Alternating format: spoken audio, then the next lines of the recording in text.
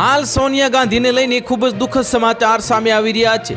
ગુરુવારે કોંગ્રેસ નેતા સોનિયા ગાંધીની તબિયત અચાનક બગડી ગઈ છે। આ તાત્કાલિક તેમને સર ગંગારામ હોસ્પિટલમાં દાખલ કરવામાં આવ્યા છે અને સમાચાર એજન્સી પીટીઆઈના અહેવાલ અનુસાર તેમની તબિયત હાલમાં સારી છે।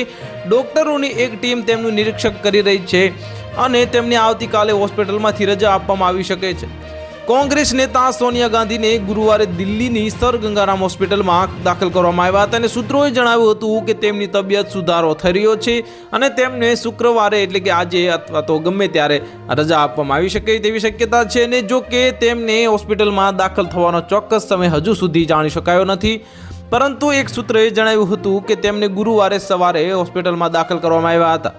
સૂત્રએ જણાવ્યું હતું કે તે ડોક્ટરોની ટીમના નિરીક્ષણ હેઠળ છે। સોનિયા ગાંધીનો છેલ્લો મોટો જાહેર ગયા અઠવાડિયે જોવા મળ્યા હતા અને ત્યારે તેઓ 13 ફેબ્રુઆરીએ સંસદના બજેટ સત્ર દરમિયાન રાજ્યસભામાં જોવા મળ્યા હતા અને 10 ફેબ્રુઆરીના રોજ તેઓ સોનિયા ગાંધીએ રાજ્ય સરકારને શક્ય તેટલી વહેલી તકે વસ્તી ગણતરી પૂર્ણ કરવા જણાવ્યું હતું।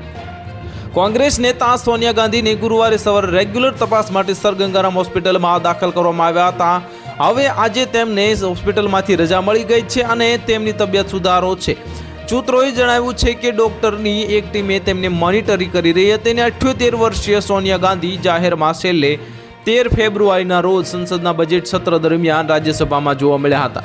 તો હાલ માટે આટલું જ। મળીશું નવી અપડેટ સાથે। જો તમને અમારા વિડીયો પસંદ આવતા હોય તો વિડીયોને લાઇક કરી દેજો, ચેનલને સબસ્ક્રાઇબ કરી બાજુમાં આવેલા બેલ આઇકનને દબાવી દો, જેથી તમને આવા સમાચારની અપડેટ મળતી રહે।